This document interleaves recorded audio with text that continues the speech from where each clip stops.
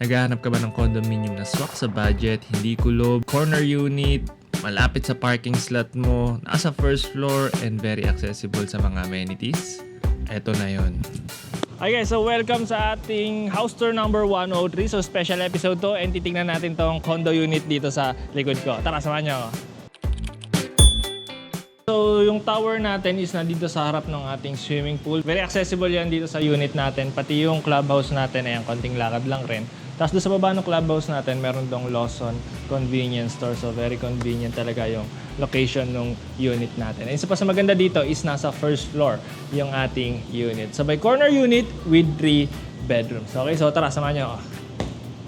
Ito yung hallway natin. Okay, so mahangin rin.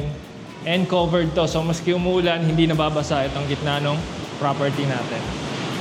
Ayan, lakas ng ulan. And covered tayo dyan. And meron lang tayo dito ang 5 level. Mid-rise condominium lang to. Okay, tara. Yung unit natin doon sa dulo. So ito yung unit natin. Yung screen door natin dito, very solid na rin. And meron na rin digital door lock. So corner unit to. So marami tayong exposure dito. Marami tayong bintana. Okay, so pagpasok mo unang sasalubong sa'yo is your kitchen. Ang ganda na rin nung design ng kitchen natin dito. Nasa gitna yung cooktop natin, sabay may breakfast nook tayo dyan.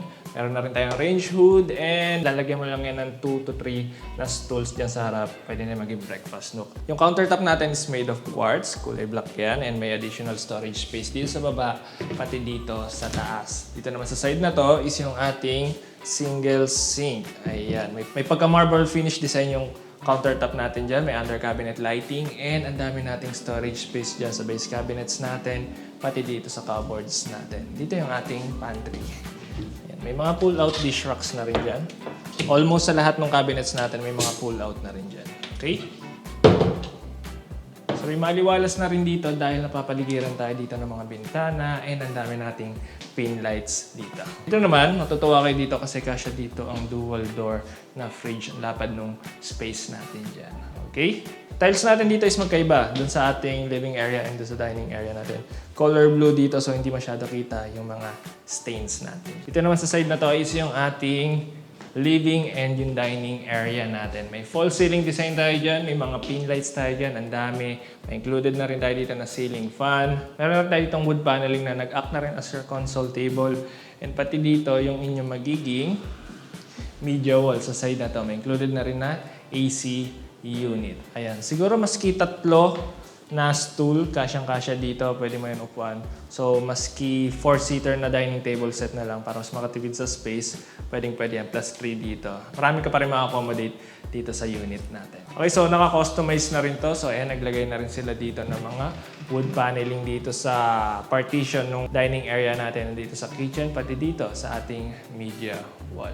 Okay, so ito yung bintana natin sa living area and dining area.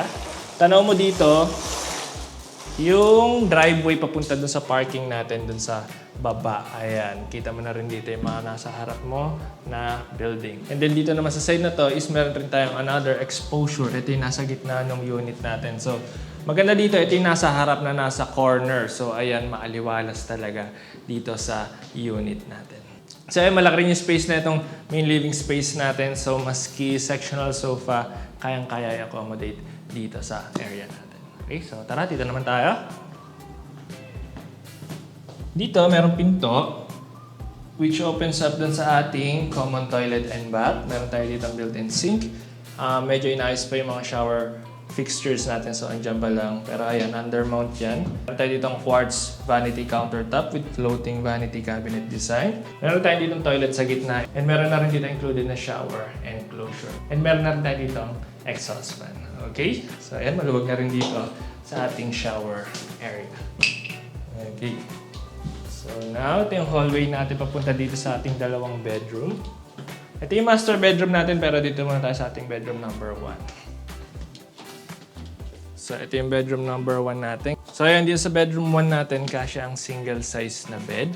May included na rin dito na AC unit and dito yung ating built-in wardrobe sa side na to. Okay? Naglagay na rin sila dito ng ceiling fan dito. Okay, so hindi rin kulob dito dahil meron ka dito malaking sliding window sa side na yan. Ito yung ating bedroom number 2. Pero before tayo pumasok sa ating bedroom number 2, Sa pagitan ng bedroom 1 and 2 natin, meron ring additional na storage space para sa mga shoes natin kung sakali. Ayan, shoe cabinet tayo dyan. Dito yung ating bedroom number 2, naka-loft bed design na tayo dyan. So dito pwede maging study area ninyo, pwede ka maglagay ng table dyan kung sakali. And dito sa ibabaw yung ating higaan. So kasya dito maski semi-double na kutsyon dito sa taas natin. Sabay may additional cabinet space na rin tayo dyan sa ibabaw. Pati dito sa baba. Ayan, multipurpose na rin yan. So, hindi masyadong makalat dito sa bedroom number 2 natin. Plus pa, ito ang built-in wardrobe natin sa side na to. Ayan, hindi rin kulob dahil meron kang sliding window dyan. Ito yung kinagandahan ng corner unit na to. So, aside pa pala dito sa exposure natin dito sa bintana na to, meron pa tayo isang bintana dito sa likod. So, pag binuksan mo yan, maliwalas lalo dito sa bedroom number 2 natin. Okay, next up is yung ating master bedroom. Let's go. So, ito yung master bedroom natin. Ang laki na rin ng master bedroom natin dyan. May false ceiling design. Medyo pundi lang yung ibang pin lights dyan pero papalitan naman yan. May included rin tayo dito na ceiling fan and AC unit. So, mas nagbukhang expansive rin tong bedroom na to dahil dito sa malaking salamin dito sa likod netong kama natin. Dito yung inyong magiging media wall. Dito nyo ilalagay yung TV kung sakali. And isa sa nagandahan ako dito, yung built-in wardrobe natin. Ayan. Hindi ka na ganun mahihirapan maghanap ng damit dahil ayan. Parang may carousel dito sa loob ng ating built-in wardrobe. Ilaw na rin dyan sa loob. And may natural wood finish design yung built-in wardrobe natin dyan. And additional space pa dito sa taas. Okay? So itong master bedroom lang yung meron sariling toilet and bath. Ayun. Yung toilet and bath natin, may vessel sink. Ang tayo malaking wall-mounted vanity mirror. May mga open shelves dito sa gilid. And dito sa baba, may floating vanity cabinet design. Dito sa gilid, yung ating toilet. And ito, yung shower area natin. With shower and closure, basa pala. Okay, may included na rin na heater and pati itong shower set natin. Okay, so tara. And dito rin pala, sa gilid ng kama ninyo is may additional pa tayo dito na mga storage space. May sariling ilaw na rin yan sa loob, so hindi ganun ka-dilim. Okay, so dito na siguro yung inyong magiging vanity table. Ayan, dito sa side na to. Okay? So, isa pa sa maganda dito is ang lapad ng balcony ninyo.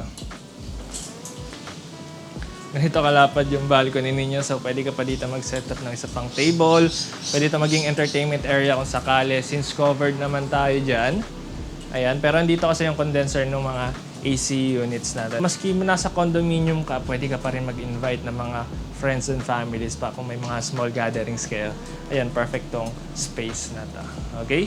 Very secured na rin tayo dyan. Meron tayo ditong mga electric fence. And dito, sa side na to, tanaw mo yung driveway papunta dun sa parking natin. Ayan. So, ayan, maliwalas and mahangin rin since napapaligiran tayo dito ng mga puno. Okay? So, napunta naman tayo dun sa swimming pool natin, sa clubhouse, and sa iba pang amenities dito sa area natin. Tara, samahan niyo mag-ikot. Isa pa sa panalong feature dito, yung parking slot mo is nasa baba lang ng unit ninyo. So hagdan lang kayo dyan sa gitna, dyan sa part na yan. And nandun ka na ulit sa inyong parking slot. So sobrang dali lang makalabas-pasok dito sa inyong parking area. And isa pa sa maganda dito is nasa tapat lang ng tower ninyo yung inyong swimming pool area. So kung gusto mo nang magbasa saglit, ayan, konting lakad lang and nasa swimming pool area ka na. Sa tabi lang rin ng swimming pool yung inyong clubhouse, which is sobrang lapit lang rin sa inyong tower, and sa baba nun is merong convenience store. Malapit rin to dito sa inyong kiddies playground. May playground rin tayo dyan. And para naman sa mga matatanda is meron tayong basketball court and volleyball court. May tennis court rin doon sa gilid na yun. And meron rin sitting area sa gilid. So pwede mo na manood si Mrs. habang pinapanood kang magpapawis. Okay? Okay, so we are in Magnolia Place. So, located tayo sa Tandang Sora Avenue, Quezon City. So, meron tayo ditong 81 square meters of floor area. Meron tayong 3 bedrooms with parking and with balcony. And maganda dito is nasa corner unit. Kung nagustuhan mo tong unit na tayo, gusto mo mag-schedule ng viewing, you can send us a message dito sa aming contact number dyan. Available yan through Viber and WhatsApp. Or dito sa aming Facebook page at Townhouse Central TV. And that's it for today. My name is Angelo from Townhouse Central. See you at the next one. Bye-bye.